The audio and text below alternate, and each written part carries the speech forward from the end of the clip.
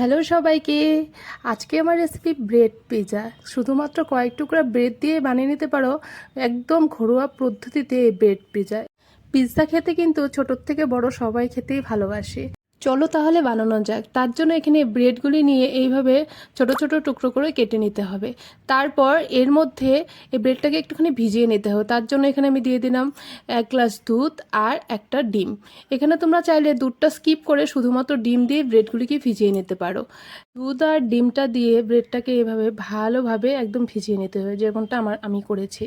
তারপর একটা প্যানের মধ্যে সামান্য একটুখানি তেল দিয়ে তেলটাকে প্যানটার মধ্যে চারদিকে ছড়িয়ে দিতে হবে এভাবে। আর গ্যাসের ফ্লেমটা কিন্তু এই সময় একদম লোতে রাখবে।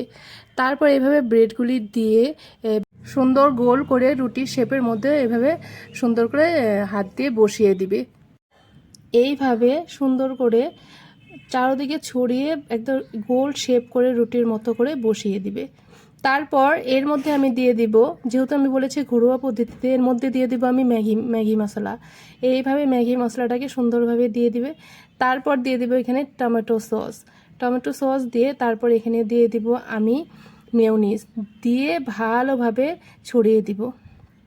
তারপর এবার দিয়ে দিব পেঁয়াজ এইভাবে কেটে রেখেছি কিউব করে। তারপর দিয়ে দেবো ক্যাপসিকাম, আর অন্য কিছু ইউজ করিনি। তার মধ্যে এখানে আমুলের চিজটাকে আমি 3টা কিউব ইউজ করেছি। এইভাবে গ্রেটারের সাহায্যে ভালোভাবে চিজটাকে গ্রেট করে দিয়ে দিব।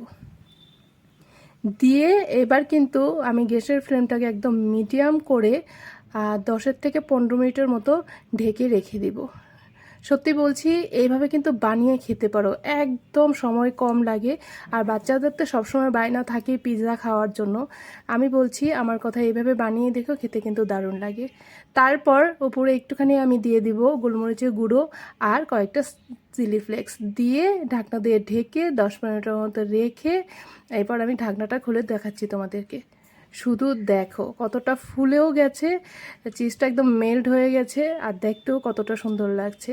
এইভাবে এবার আমি প্যানের থেকে উঠিয়ে গরম গরম সবার আগে সার্ভ করবো। তারাও তোমাদেরকে আমি কেটে দেখাচ্ছি কেমন হয়েছে। আমার রেসিপিগুলি ভালো লেগে থাকলে প্লিজ আমার রেসিপিগুলিকে লাইক করো আর কমেন্ট করো। আজকে তাহলে আসি, টাটা।